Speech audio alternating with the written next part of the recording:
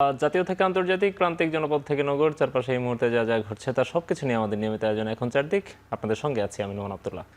2025 সালের ডিসেম্বরে বাংলাদেশে নির্বাচন হতে পারে বলে জানিয়েছেন প্রধান উপদেষ্টা ডক্টর মোহাম্মদ ইউনূস। বৃহস্পতিবার দুবাইয়ে চলমান ওয়ার্ল্ড গভর্নমেন্ট সামিটের প্লেনারি সেশনে যোগ দিয়ে তিনি এই কথা বলেন। এ সময় প্রধান উপদেষ্টা আরও বলেন, ক্ষমতাচ্যুত শেখ হাসিনা বাংলাদেশের ব্যাংকিং খাত সহ পুরো অর্থনৈতিক খাত ধ্বংস করে গেছেন। এমনকি 15 থেকে 16 বছরে সব ক্ষেত্রে দুর্নীতিতে ছেয়ে যাওয়ায় বাংলাদেশকে নতুন করে গড়তে হবে। বাংলাদেশকে দুর্নীতিমুক্ত করে গড়ে তুলতে অন্তর্বর্তীকালীন সরকার কাজ করে যাচ্ছে বলে জানিয়েছেন ডক্টর মোহাম্মদ ইউনূস। এই অগ্রযাত্রায় পুরো বিশ্ব বাংলাদেশের পাশে আছে বলেও জানান তিনি। এর আগে সামিটের সাইডলাইনে প্রধান উপদেষ্টা ডক্টর মোহাম্মদ ইউনূসের সঙ্গে সাক্ষাৎ করেন সংযুক্ত আরব আমিরাতের স্বাস্থ্যমন্ত্রী আব্দুল রহমান বিন মোহাম্মদ আল ওয়াইস। তিনি জানান, আগামী বছরগুলোতে বাণিজ্য, ব্যবসা ও স্বাস্থ্য খাতে সম্পর্ক উন্নয়নে কাজ করবে দুদেশ।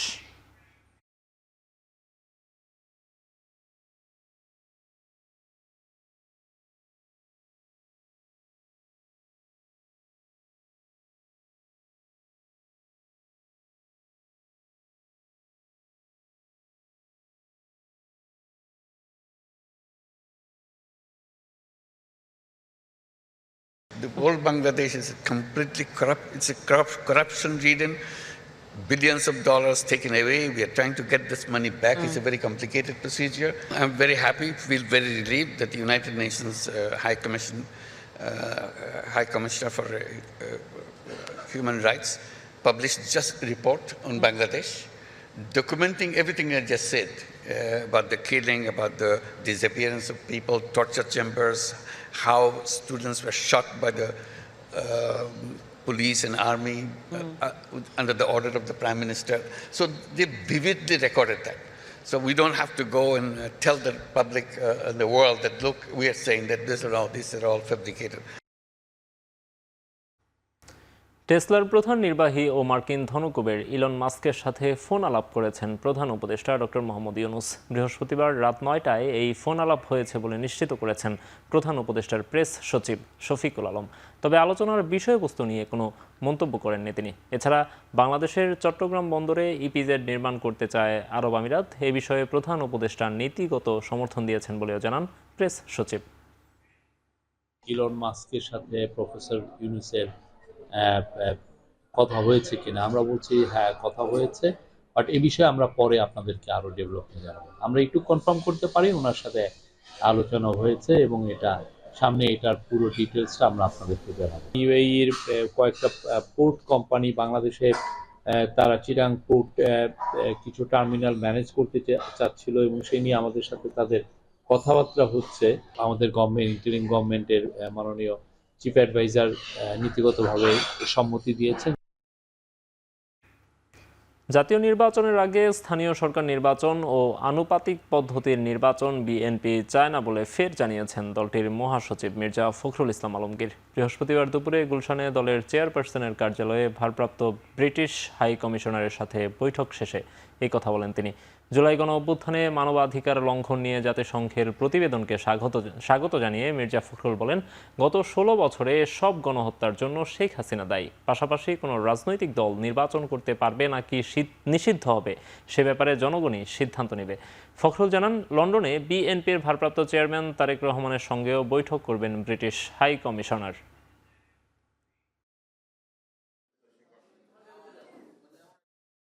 যে পর্যবেক্ষণ কমিটি এসেছেন তাদের যে রিপোর্টটা, সেই রিপোর্টটাকে আমি ধন্যবাদ জানাতে চাই। তারা সঠিকভাবেই বলেছেন যে একজন ব্যক্তি, বিশেষ করে ফ্যাসিস্ট হাসিনার নির্দেশেই সমস্ত হত্যাকাণ্ডের ঘটেছে। Not us to will decide যে কোন পার্টি নিষিদ্ধ হবে, কোন পার্টি কাজ করবে, কোন পার্টি কাজ করবে না। People will decide. অত্যন্ত একেবারে জোরালোভাবে বিরুদ্ধে আনুপাতিক হারে নির্বাচনের কোনো ব্যবস্থাকে আমরা সমর্থন করবো না, কারণ এখানকার মানুষের তো অভ্যস্ত না, প্রশ্নই উঠতে পারে না। সংস্কার ছাড়া কোনো নির্বাচন নয় বলে আবারও মন্তব্য করেছেন জামায়াতে ইসলামীর সেক্রেটারি জেনারেল অধ্যাপক মিয়া গোলাম পারওয়ার। প্রধান নির্বাচন কমিশনার সহ অন্যান্য নির্বাচন কমিশনারদের সঙ্গে সাক্ষাৎ শেষে সাংবাদিকদের ব্রিফিংয়ে সেক্রেটারি জেনারেল বলেন, সংসদ নির্বাচনের আগে স্থানীয় সরকার নির্বাচনের পক্ষে মত দিয়েছে তাদের দল। বৃহস্পতিবার সকালে দলের সেক্রেটারি জেনারেল অধ্যাপক মিয়া গোলাম পরোয়ারের নেতৃত্বে নির্বাচন কমিশনে প্রবেশ করে জামাতের 6 সদস্যের প্রতিনিধি দল। নির্বাচন কমিশনারদের সাথে সাক্ষাতে আনুপাতিক প্রতিনিধিত্ব নির্বাচনেরও প্রস্তাব দিয়েছে ইসলামিক দলটি। বিগত সরকার আরপিওতে নির্বাচন কমিশনের যে ক্ষমতা খর্ব করেছে সেটি পুনর্বহালেরও দাবি জানানো হয়েছে। রাজনৈতিক দল নিবন্ধনের শর্ত সংবিধানের সাথে সাংঘর্ষিক, এটি বাতিল করতে হবে। এ সময় সাংবাদিকদের এক প্রশ্নের জবাবে গোলাম পরোয়ার বলেন, জাতিসংঘের মানবাধিকার কমিশনে জামাত নিয়ে মিথ্যা তথ্য দেয়া হয়েছে।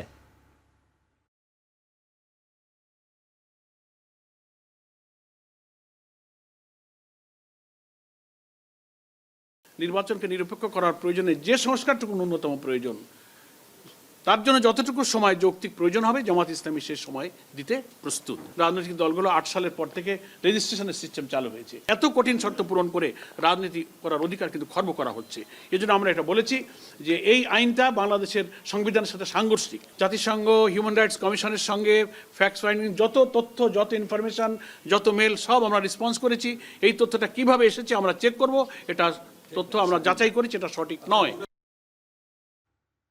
বন্দি বিনিময় চুক্তির আওতায় শেখ হাসিনাকে ফেরত আনতে প্রয়োজনীয় কাগজপত্র দিল্লিতে পাঠিয়েছে ঢাকা। হাসিনাকে ফেরানোর কূটনৈতিক পত্রের বিপরীতে ভারতের উত্তর প্রত্যাশা করছে পররাষ্ট্র মন্ত্রণালয়, জানিয়েছেন পররাষ্ট্র মুখপাত্র রফিকুল আলম। বৃহস্পতিবার দুপুরে পররাষ্ট্র মন্ত্রণালয়ের সাপ্তাহিক ব্রিফিংয়ে তিনি কথা বলেন। এ সময় তিনি আরও বলেন, শেখ হাসিনার ব্যাপারে রেড নোটিশ জারি করার এখতিয়ার স্বরাষ্ট্র মন্ত্রণালয়ের। কূটনৈতিক পত্রের সাথে ওইখানে থিক সেট অফ ডকুমেন্টস এটা এনক্লোজার হিসেবে গেছে। যা যা কাগজ ওইখানে থাকা দরকার সবগুলা ওইখানে আছে এবং the complete package has been sent. আপনারা জানেন যে এখন পর্যন্ত ভারতের পক্ষ থেকে আমরা কোনো উত্তর পাইনি, কিন্তু আমরা উত্তর প্রত্যাশা করেই যাব। রেড নোটিসের বিষয়টা স্বরাষ্ট্র মন্ত্রণালয়ের অধিভুক্ত। আমরা রেড নোটিস পররাষ্ট্র মন্ত্রণালয় ইস্যু করে না, সুতরাং রেড নোটিসের ব্যাপারে আমার আলাদা কোনো বক্তব্য নেই, এটা স্বরাষ্ট্র মন্ত্রণালয়ের অন্তর্ভুক্ত। বিশ্ববাসী আয়নাঘর প্রত্যক্ষ করলেও ফ্যাসিবাদী শক্তি তা নিয়ে মিথ্যাচার করছে বলে মন্তব্য করেছেন যুব ও ক্রীড়া উপদেষ্টা আসিফ মাহমুদ। বৃহস্পতিবার ঢাকা বিশ্ববিদ্যালয়ের কেন্দ্রীয় মাঠে তারুণ্যের উৎসব 2025-এর সমাপনী অনুষ্ঠানে প্রধান অতিথির বক্তব্যে তিনি এই মন্তব্য করেন। এ সময় তিনি বলেন, আয়নাঘর নিয়ে মিথ্যাচার করে কোনো লাভ নেই। পুরো বিশ্ববাসী আয়নাঘর দেখলো, তারপরেও ফ্যাসিবাদী শক্তি সেটা অস্বীকার করার মতো নির্লজ্জ অবস্থান নিচ্ছে। কিন্তু সেটা করে আসলে কোনো লাভ হবে না, কারণ ইতিমধ্যেই জুলাই গণ অভ্যুত্থানে তাদের গণহত্যা ইন্টারন্যাশনালি ডকুমেন্টেড এবং প্রকাশিত হয়েছে, এবং এই আয়নাঘরও ইন্টারন্যাশনালি ডকুমেন্টেড এবং প্রকাশিত হবে। ফলে জাতীয় এবং আন্তর্জাতিকভাবে একটি ফ্যাসিবাদী গণহত্যাকারী শক্তি যারা গুম খুনের মাধ্যমে ক্ষমতায় টিকেছিল, তারা আজীবন জনগণের শত্রু হিসেবে স্বীকৃতি পাবে। র্যাবের বিরুদ্ধে বিজেপিকে সীমান্তে রাখা ও ডিজিএফআইকে সামরিক গোয়েন্দা তৎপরতায় সীমাবদ্ধ করা সহ জাতিসংঘের প্রস্তাব নিয়ে আলোচনা করে সিদ্ধান্ত নেওয়া হবে বলে জানিয়েছেন স্বরাষ্ট্র উপদেষ্টা জাহাঙ্গীর আলম চৌধুরী। সচিবালয়ে বিদেশি নাগরিকদের জন্য ট্রানজিট ভিসা আবেদনে অনলাইন অ্যাপ উদ্বোধন শেষে তিনি একথা বলেন। ইউরোপীয় ইউনিয়ন, যুক্তরাষ্ট্র ও অস্ট্রেলিয়া সহ 14টি দেশের নাগরিকরা এখন থেকে অনলাইনে 10 মিনিটে 30 দিনের জন্য অন অ্যারাইভাল ভিসা পাবেন। এ কাজে কার্ড এবং ক্যাশ দুই পদ্ধতিতেই পেমেন্ট করা যাবে। স্বরাষ্ট্র উপদেষ্টা জানান, পাসপোর্ট প্রাপ্তির ক্ষেত্রে পুলিশ ভেরিফিকেশন পদ্ধতি পুরোপুরি উঠিয়ে দেয়া বা সহজ করতে উদ্যোগ নেওয়া হবে। পাসপোর্টটাও যেন সহজ হয়, এই জন্য হয়তো আমরা এই পুলিশ ভেরিফিকেশনটা উঠাই দেওয়া যায় কিনা, বা থাকলেও এটাকে কত সহজভাবে করা যায়, এই জিনিস ব্যাপারে আমাদের চিন্তা ভাবনা আছে। জাতিসংঘ একটা প্রস্তাবনা দিয়েছে মাননীয় উপদেষ্টা, যে র্যাব প্রযুক্তিগুলোর বিষয়, বিজেপিকে সীমান্ত রক্ষার মধ্যে থাকার বিষয় এবং ডিজিএফআইকে কেবল সামরিক পর্যায়ে তৎপরতার জন্য।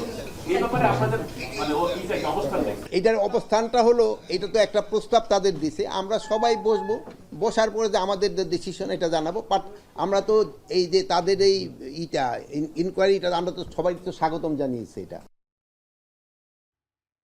আয়নাঘর পরিদর্শনে দেশের সাংবাদিক না নিয়ে যাওয়া দুঃখজনক বলে মন্তব্য করেছেন বিএনপির ভাইস চেয়ারম্যান শামসুজ্জামান দুদু। একই সাথে গুম খুনের নির্দেশদাতা অভিযোগে অনতিবিলম্বে শেখ হাসিনাকে দেশে ফিরিয়ে বিচারের আওতায় আনার দাবি জানিয়েছেন তিনি। বৃহস্পতিবার সকাল 11টায় প্রেস ক্লাবে আয়োজিত এক নাগরিক সমাবেশে যোগ দিয়ে তিনি এই কথা বলেন। তিনি আরও বলেন, বিগত আমলে যেমন আওয়ামী সরকার উন্নয়নের কথা বলতো, ঠিক তেমনি এই অন্তর্বর্তী সরকার সংস্কারের কথা বলে। দুদু বলেন, দ্রুত তত্ত্বাবধায়ক সরকারের কাছে ক্ষমতা হস্তান্তর করে নির্বাচন দিতে হবে, আর তত্ত্বাবধায়ক সরকারের কাছে ক্ষমতা হস্তান্তর না করলে এই সরকারের নিরপেক্ষতা নিয়ে প্রশ্ন উঠবে বলে মন্তব্য করেন তিনি। একই সমাবেশে যোগ দিয়ে বিএনপির আরেক নেতা হারুনুর রশিদ বলেন, আওয়ামী লীগের অনেক দোসররা এখনও প্রশাসনের বিভিন্ন পদে বহাল তবিয়তে আছেন, এমনকি যারা আয়নাঘরের আলামত নষ্ট করেছে তাদের বিচারের দাবিও জানান তিনি।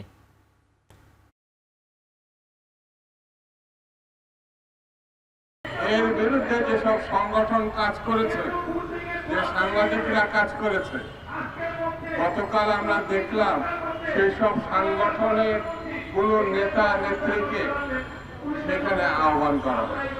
দেশের কোন সাংবাদিককে এই আয়নাঘর পরিদর্শনের সময় নিয়ে যাওয়া হয়, বিদেশি সাংবাদিকরা হয়, সেটা দুঃখজনক কথা। আমার কাছে এই কারণে মনে হয় সরকার খুব বিশৃঙ্খলাপূর্ণ পরিবেশের মধ্যে আছে। আয়নাঘর আওয়ামী লীগের গর্হিত অপরাধ, মানবাধিকার লঙ্ঘনে জড়িতদের বিচার করতে হবে বলে মন্তব্য করেছেন বিএনপির আন্তর্জাতিক বিষয়ক কমিটির সদস্য ইঞ্জিনিয়ার ইশরাক হোসেন। বৃহস্পতিবার বিকেলে রাজধানীর সূত্রাপুর থানায় ঢাকা মহানগর দক্ষিণ বিএনপির আয়োজনে রাষ্ট্র কাঠামো মেরামতের 31 দফা ও জনসম্পৃক্তি শীর্ষক কর্মশালায় তিনি এই কথা বলেন। এ সময় তিনি আওয়ামী লীগের সমালোচনা করে বলেন, তত্ত্বাবধায়ক সরকার বাতিলের কারণে আওয়ামী লীগ ফ্যাসিবাদের চূড়ান্ত পর্যায়ে গেছে। তত্ত্বাবধায়ক সরকার রাজনৈতিক দলের মতামত উপেক্ষা করে বাতিল করেছিল আওয়ামী লীগ।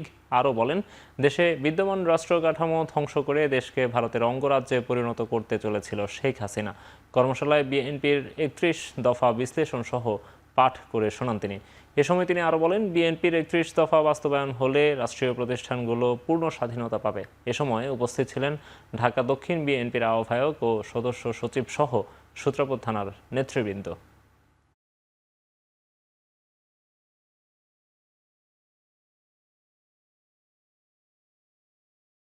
গত 16 বছরে একটি বিনা ভোটের খুনি স্বৈরাচারী ফ্যাসিস্ট হাসিনার অধীনস্থ আওয়ামী লীগ সরকার বাংলাদেশের সকল রাষ্ট্র কাঠামো, রাষ্ট্র যে সংজ্ঞা, সেটিকেই পরিবর্তন করে ফেলা হয়েছে এবং বাংলাদেশের স্বাধীনতা সার্বভৌমত্বকে সম্পূর্ণরূপে ধ্বংস করে প্রায় পার্শ্ববর্তী রাষ্ট্রের একটি অঙ্গরাজ্যে পরিণত করার মতো অবস্থা করে ফেলা হয়েছে।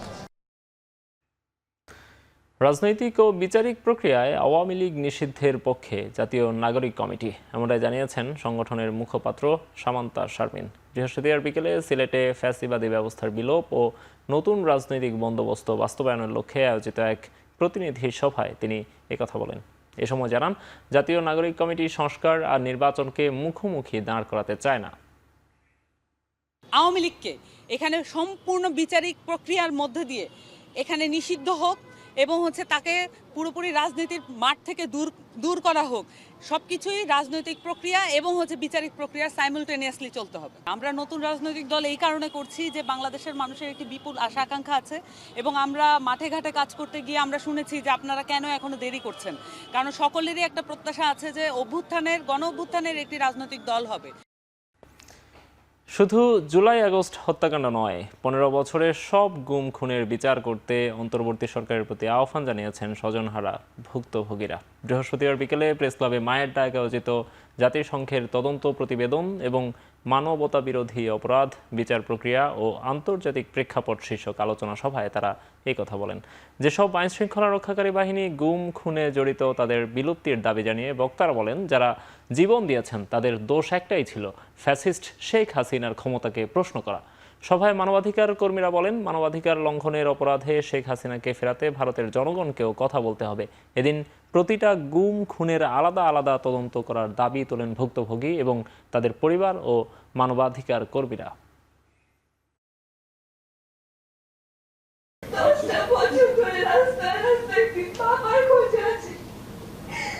এখন কেন আমরা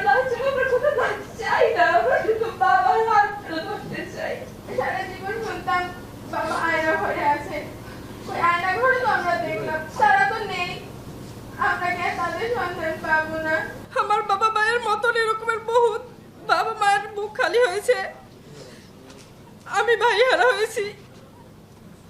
তাই আমার অনুরোধ থাকবে যেন খুনিদের ধরে আইনের আওতায় আনা হয়। এবং আজকে আমরা অনেক কষ্টে যন্ত্রণা, আমাদের অনেক পরিবার আছে যারা ভিকটিম, এখনো যারা নাই, রাস্তা ভিক্ষা করতেছে, ভিক্ষা। বাংলাদেশে যেভাবে গণঅভ্যুত্থানকারী বা আন্দোলনকারীদেরকে বা প্রোটেস্টারদের উপর যে আক্রমণ হয়েছে, সংঘবদ্ধভাবে আক্রমণ হয়েছে, এটাতে জাতিসংঘের বিশ্বাস করার যথেষ্ট কারণ আছে যে অন্তর্বর্তী সরকারের প্রধান উপদেষ্টা ডক্টর মোহাম্মদ ইউনূসকে সভাপতি করে 7 সদস্যের জাতীয় ঐক্যমত কমিশন গঠন করা হয়েছে। এতে সহসভাপতি হিসেবে আছেন সংবিধান সংস্কার কমিশনের প্রধান অধ্যাপক ডক্টর আলী রিয়াজ। বুধবার মন্ত্রিপরিষদ সচিব ডক্টর শেখ আব্দুর রশিদ স্বাক্ষরিত এই সংক্রান্ত একটি প্রজ্ঞাপন জারি করা হয়।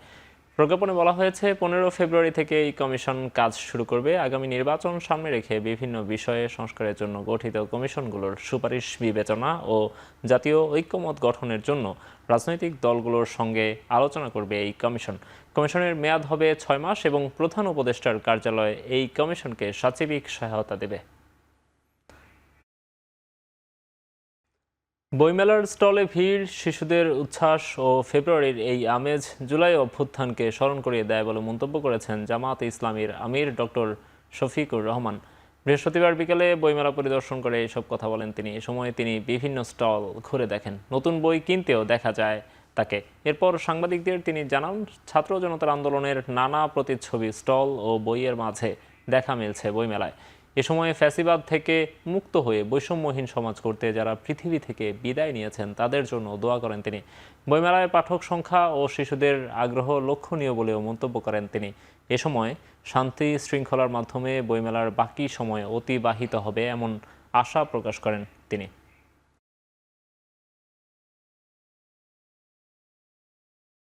ফেব্রুয়ারি মাসের 1 তারিখ থেকে শুরু করে 28 তারিখ পর্যন্ত চলতে থাকে। এর মাধ্যমে আমরা আমাদের অতীতকে স্মরণ করি। যে জাতি তাদের অতীত এবং ঐতিহ্যকে ধারণ করে, স্মরণ করে, সম্মান করে, সেই জাতি সামনের দিকে এগিয়ে যেতে পারে। তা আমরা আশা করব যে এখানে যারা স্টল দিয়েছেন তারা পর্যাপ্ত বই পুস্তক রাখবেন এবং যারা পাঠক এবং এখান থেকে ক্রেতা যারা আসবেন তারা যেন তাদের চাহিদা মতো এখানে বইগুলা সংগ্রহ করতে পারেন।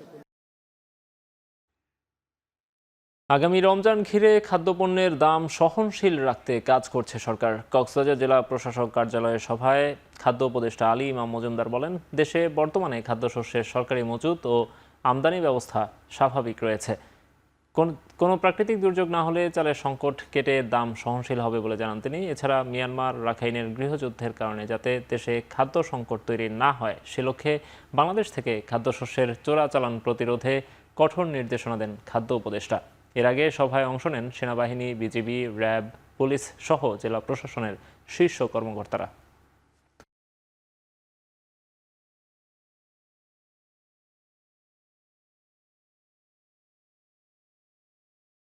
আমাদের দেশে খাদ্যশস্যের বর্তমানে সরকারি মজুদ প্লাস আমদানি ব্যবস্থা স্বাভাবিক এবং খুব যথেষ্ট সন্তোষজনক। ইনশাল্লাহ আমাদের যদি বড় ফসল বড় রকম করে প্রাকৃতিক দুর্যোগে ক্ষতিগ্রস্ত না হয় তাহলে চাল নিয়ে যে কিছুটা সমস্যার সৃষ্টি হয়েছিল সেটা কেটে যাবে এবং দামও সহনশীল পর্যায়ে থাকবে। রোজা সামনে রেখে নিত্যপণ্যের দাম সহনীয় রাখতে চট্টগ্রামে সচেতনতা অভিযান চালিয়েছে ভোক্তা অধিকার সংরক্ষণ অধিদপ্তর। বৃহস্পতিবার দুপুরে নগরীর পাইকারি বাজার খাতুনগঞ্জে এই অভিযান পরিচালনা করা হয়। ভোক্তা অধিকারের উপপরিচালক ফয়েজুল্লাহর নেতৃত্বে এই অভিযান চালানো হয়। অবৈধভাবে ভোজ্য তেল মজুদ, মেয়াদোত্তীর্ণ পণ্য সংরক্ষণ ও কেনা বেচার রসিদ সংরক্ষণ না করার অভিযোগে দুটি দোকানকে 50,000 ও 20,000 টাকা জরিমানা করা হয়। ভোক্তা অধিকারের উপপরিচালক বলেন, রমজানে বাজার অস্থির করতে কিছু অসাধু ব্যবসায়ী বিভিন্ন পণ্য মজুত করছে, একই সাথে বিভিন্ন মেয়াদোত্তীর্ণ পণ্য বিক্রির চেষ্টা করছে। বাজার সিন্ডিকেট ভেঙে দাম সহনীয় রাখতে নিয়মিত এমন অভিযান অব্যাহত রাখার কথা জানান তিনি।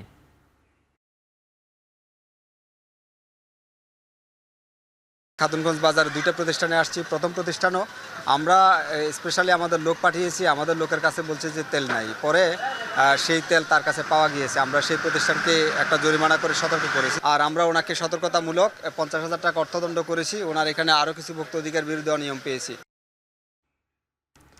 চাকরি ফিরে পেতে আজও দিনভর শাহবাগে অবস্থান করেছে সুপারিশপ্রাপ্ত প্রাথমিক শিক্ষকরা। সকালে দাবি আদায়ের লক্ষ্যে সকাল থেকেই অবস্থান নেয় তারা। এক পর্যায়ে শাহবাগ মোড়ে অবস্থান করে আন্দোলনরত শিক্ষকরা, পরে সেখান থেকে তাদেরকে ছত্রভঙ্গ করে দেয় আইনশৃঙ্খলা রক্ষাকারী বাহিনীর সদস্যরা। এ সময় তারা বলেন, এই সরকারের আমলেই তারা সুপারিশপ্রাপ্ত হয়েছেন, ফলে চাকরি ফিরে পাওয়া তাদের অধিকার বলে মন্তব্য করেন আন্দোলনরতরা। এর আগে গেল বছর তৃতীয় ধাপে 6,500 প্রাথমিক শিক্ষক সুপারিশপ্রাপ্ত হন। পরে এক রিটের ভিত্তিতে হাইকোর্ট সকলের নিয়োগ বাতিল ঘোষণা করেন।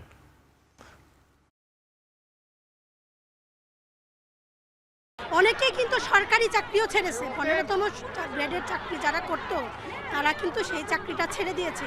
সেই পরিবারগুলা কি মানে দুঃসহ জীবনযাপন করছে। আজকে 8ম দিন এখানে আমরা অবস্থান করতেছি, কিন্তু আমাদের মানে উপর থেকে বা সচিবালয় থেকে বা অধিদপ্তর থেকে কোনো মানে কেউ আয়সা যে একটা আশ্বাস দিবে না, এরকম কিছু। উনি এখানে দাঁড়ায় ছিল, উনি ওই গন্ডগোলেও যায় নাই, ওনাকে ডিবি পুলিশ ধরে নিয়ে গেছে। আমি দৌড়ায় গেছি যে ওনাকে কেন ধরতেছেন, উনি তো আজকে ফার্স্ট আসছে, উনি তো কোনো গন্ডগোল করে নাই।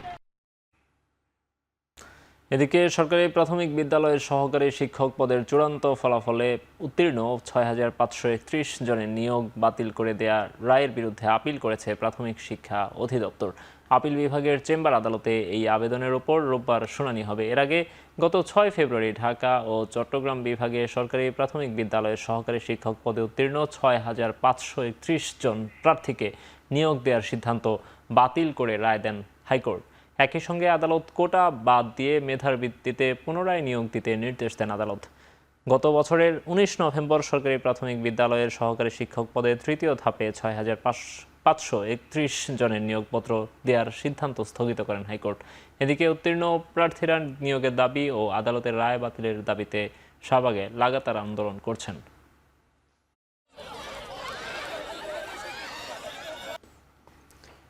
ন্যাশনাল ইনস্টিটিউট অব নিউরোসায়েন্সেস ও হাসপাতালের পরিচালক অধ্যাপক ডাক্তার কাজী দীন মোহাম্মদ ও যুগ্ম পরিচালক অধ্যাপক ডাক্তার বদরুল আলমের পদত্যাগের দাবিতে প্রতীকী কর্মবিরতি পালন করছেন হাসপাতালটির কয়েকজন চিকিৎসক। বৃহস্পতিবার দ্বিতীয় দিনের মতন কর্মবিরতি পালন করছেন তারা। এ সময় ডক্টরস অ্যাসোসিয়েশন অব বাংলাদেশ ড্যাবের নিউরোসায়েন্সেস শাখার সাধারণ সম্পাদক বলেন, নিউরোসায়েন্সেস হাসপাতালে কর্মরত সচিবপন্থী চিকিৎসক অধ্যাপক ডাক্তার গুরুদাস মণ্ডলকে ফিরিয়ে আনা এবং হাসপাতালের পরিচালকের ফ্যাসিবাদ সংশ্লিষ্টতার পরিপ্রেক্ষিতে তার এই পদে থাকার কোনো অধিকার নেই। এছাড়াও বিগত 15 বছরে পরিচালকের নানান আচরণে ক্ষুব্ধ হয়ে ডাক্তার দীন মোহাম্মদের অবিলম্বে পদত্যাগ দাবি করেন নিউরোসায়েন্সের ড্যাবের সভাপতি ডাক্তার রুস্তম আলী। গতকাল তৃতীয় ও চতুর্থ শ্রেণীর কর্মচারীরা তাদের উপর হামলা করেছে বলে অভিযোগ করেন চিকিৎসকরা। দাবি মেনে না নিলে আরও কঠোর কর্মসূচির ঘোষণা দেয় আন্দোলনরত চিকিৎসকরা।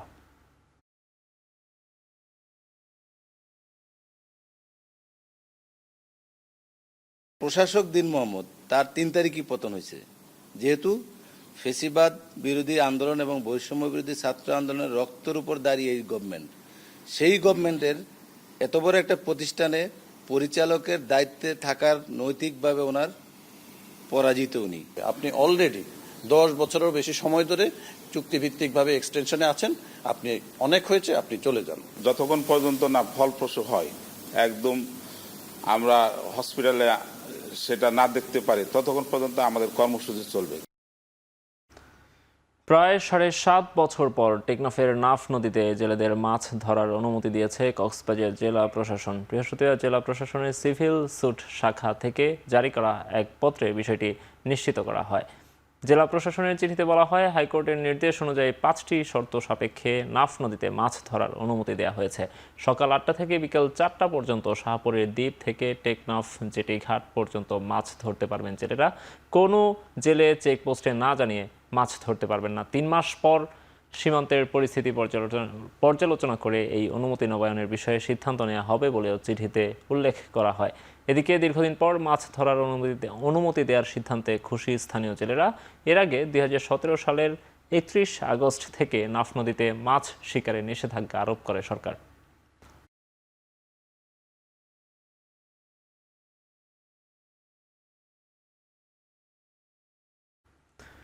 নর্থ ইন্ডিয়ান ওশান হাইড্রোগ্রাফিক কমিশনের সভাপতির দায়িত্বভার গ্রহণ করেছে বাংলাদেশ নৌবাহিনী। বৃহস্পতিবার আইএসপিআর এর এক বিজ্ঞপ্তিতে এই তথ্য জানানো হয়। বিজ্ঞপ্তিতে বলা হয়, থাইল্যান্ডের ব্যাংককে আয়োজিত NIOHCর 24তম সভায় বাংলাদেশ ছাড়াও কমিশনের সদস্য রাষ্ট্র মিশর, Bharat, Indonesia, Myanmar, Pakistan, Saudi Arab, Sri Lanka ও যুক্তরাজ্যের পাশাপাশি 6টি সহযোগীরা সদস্য রাষ্ট্র ও 3টি পর্যবেক্ষক দেশ এবং বিভিন্ন আন্তর্জাতিক সংস্থার প্রতিনিধিরা অংশগ্রহণ করে। সভার সমাপনী দিনে সদস্য রাষ্ট্রসমূহের সর্বসম্মতিক্রমে 2025 থেকে 2027 সালের জন্য বাংলাদেশ নৌবাহিনী থাইল্যান্ড নৌবাহিনীর নিকট হতে NIOHCর সভাপতির দায়িত্বভার গ্রহণ করে। বাংলাদেশ নৌবাহিনী সভাপতি নির্বাচিত হওয়ায় আঞ্চলিক সহযোগিতা বৃদ্ধি, নিরাপদ ও কার্যকর পরিবহন নিশ্চিতে সহায়ক হবে। নৌবাহিনীর এই অর্জন আন্তর্জাতিক পরিমণ্ডলে বাংলাদেশের ভাবমূর্তিকে আরও উজ্জ্বল করবে।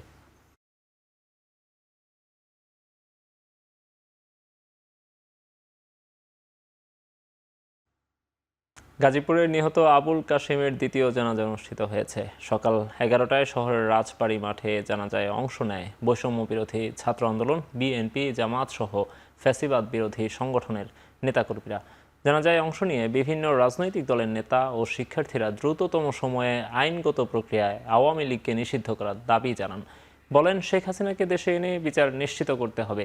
গেল 7 ফেব্রুয়ারি গাজীপুরে আওয়ামী লীগের সাবেক মন্ত্রী আকম মোজাম্মেল হকের বাড়িতে হামলার ঘটনায় আহত 7 জনকে ভর্তি করা হয় ঢাকা মেডিকেল কলেজ হাসপাতালে। সেই হামলায় আহত বৈষম্য বিরোধী আন্দোলনের সদস্য আবুল কাশেম বুধবার দুপুরে ঢাকা মেডিকেলের আইসিইউতে মারা যান।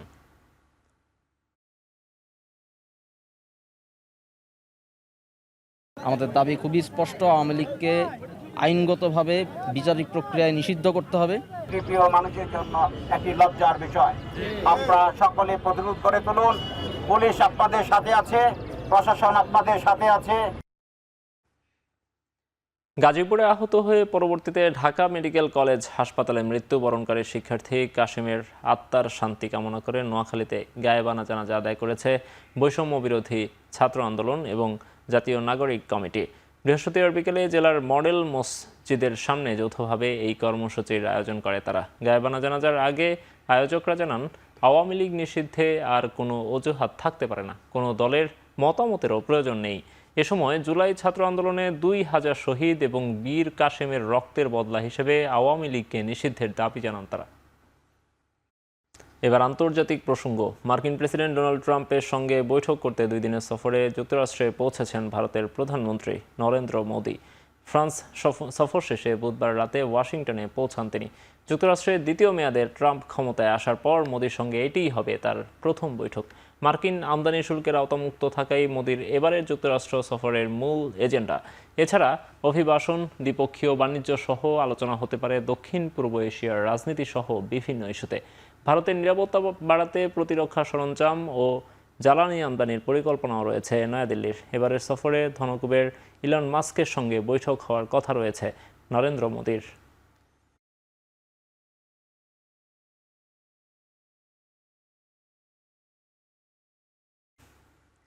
যুদ্ধ বন্ধ করে শান্তি আলোচনায় আসতে সম্মত হয়েছে রাশিয়া ও ইউক্রেন। দুই দেশের প্রেসিডেন্টের সঙ্গে মার্কিন প্রেসিডেন্ট ডোনাল্ড ট্রাম্পের দীর্ঘ ফোন আলাপে উঠে আসে যুদ্ধবিরতির বিষয়। ট্রাম্প জানান, 90 মিনিটের ফোন আলাপের পর যুদ্ধের ইতি টানতে রাজি হয়েছেন পুতিন। এরপর তিনি কথা বলে ইউক্রেন প্রেসিডেন্ট ভলোদিমির জেলেনস্কির সঙ্গেও। এ সময় জেলেনস্কি বলেন, একমাত্র যুক্তরাষ্ট্রই রাশিয়াকে শান্তির পথে আনতে পারবে। যুদ্ধবিরতি নিয়ে ট্রাম্প ও পুতিনের বৈঠক হতে পারে সৌদি আরবে। একসঙ্গে কাজ করতে সম্মত হয়েছে মস্কো ও ওয়াশিংটন। অন্যদিকে জেলেনস্কির সঙ্গে 1 ঘন্টার আলাপে উঠে আসে ইউক্রেনের বিভিন্ন ইস্যু। তবে ইউক্রেনের হারানো সব ভূখণ্ড ফিরে পাওয়া অনেকটা অসম্ভব বলে মন্তব্য করেন ট্রাম্প। বলেন, ন্যাটোতে তাদের যোগ দেওয়াটাও বাস্তবসম্মত বিষয় হবে না।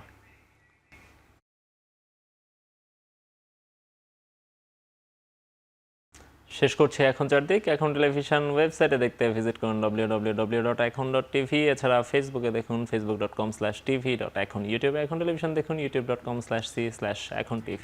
এই লিঙ্ক